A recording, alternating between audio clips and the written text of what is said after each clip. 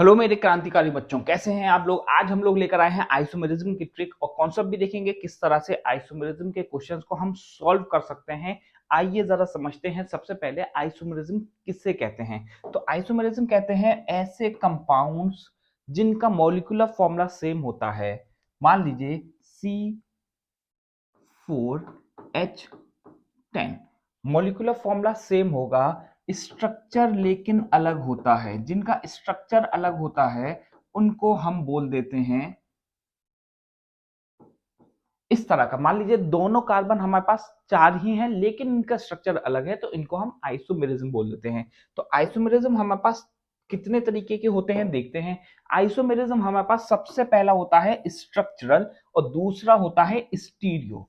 अगर बात स्ट्रक्चरल की करते हैं तो चेन आइसोमेरिज्म, पोजीशन, फंक्शनल और मेटामेरिज्म चार तरीके का होता है। उसमें अगर हम आगे देखें तो जो चेन आइसोमर्स होते हैं वो कौन से होते हैं, जिसमें कार्बन हमारे पास अलग अलग होते हैं, जैसा मैंने वहां करके दिखाया। लेकिन अगर पोजीशन आइसोमर्स की बात करी जाए तो इसमें जो फंक्शनल ग्रुप की पोजीशन होती है वो अलग होती है। एग्जाम्पल के तौर पर हमारे पास हम देखते हैं कि यहाँ OH ग्रुप लगा अल्कोहल पहले कार्बन पे। अगर यही मैं यहां लगा देता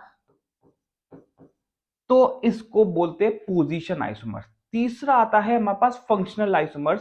फंक्शनल आइसोमर्स में एक ही कंपाउंड जो दो अलग अलग फंक्शनल ग्रुप के साथ आता है तो कंपाउंड बनाता है। फॉर एग्जांपल हम इसकी बात करते हैं C3H6O। तो यहां हमारे पास CH3COCH3 जो कि फंक्शनल ग्रुप है हमारे पास कीटोन।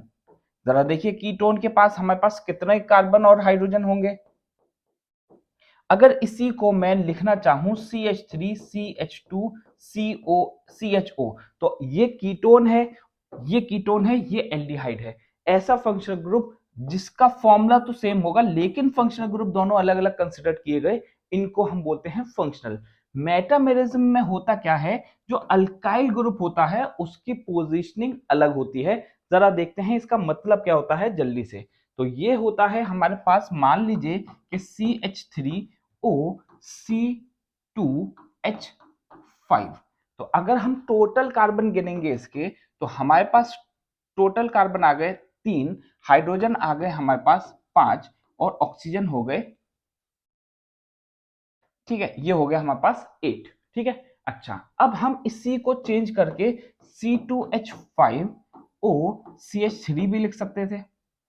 तो दोनों के स्ट्रक्चर्स अलग अलग हो गए, दोनों अलग अलग हो गए हैं, इस वजह से इनको भी आइसोमर्स बोल सकते हैं। इसी तरह से अगर हम C4H9O की बात करें तो इसको भी हम इस तरह से लिख सकते हैं। एक जगह हम CH3 लिखेंगे, ये लिखेंगे, और C3H7 लिखेंगे। ठीक है, यहाँ 10 कर देते हैं।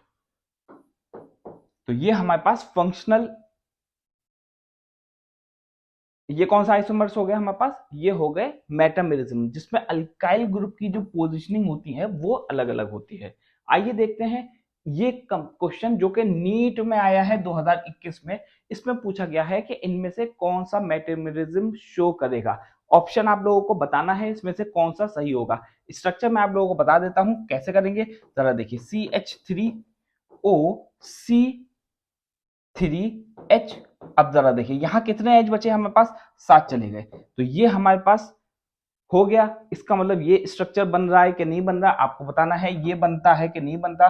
इसी तरह से एक CH3 मैं इधर ले लेता हूँ, बीच में इधर लेता हूँ, तो जब एक कार्बन चला गया तो उधर बचा 2 और हाइड्रोजन बचे यहाँ मेरे पास 3। ठीक है, क्योंकि 3 और 3 6 इधर हैं। तो अब ये क्या स्टेबल कंपाउंड बन रहा है, हमें ऑप्शन में बताना है। तो अब आप लोग बताइएगा। उसके बाद आता है हमारे पास ज्योमेट्रिकल आइसोमेरिज्म। दो तरीके का होता है, ट्रांस और सिस। अगर जो फंक्शनल ग्रुप होते हैं या जो भी ग्रुप लगा होगा वो अगर अल्टरनेटिवली सेम होते हैं, जैसे कि यहां लिखे हुए हैं, तब उसको बोलते हैं ट्रांस। और अगर वो वर्टिकली या हॉरिजॉन्टली सेम होते हैं तब उसको बोलते हैं ट्रेस सिस। ठीक है, उसके बाद आता है हमारे पास सिस, जो कि हमेशा पोलर होता है, मेल्टिंग पॉइंट होता है लो, बॉइलिंग पॉइंट होता है हाई। ट्रांस की बात करें तो लेस पोलर होता है, बॉइलिंग पॉइंट लो होता है, मेल्टिंग पॉइंट हाई होता है। आइए कुछ देखते हैं कि इसकी ट्रिक। अगर हमारे पास 6H14 होगा और हमसे पूछा जाएगा कि इसके टोटल आइसोमर्स कितने हो सकते हैं। तो डायरेक्ट हम याद रख लेते हैं 5 होंगे। इसी तरह से किसी का भी होगा तो हम इसी तरीके से बता सकते हैं। Thank you.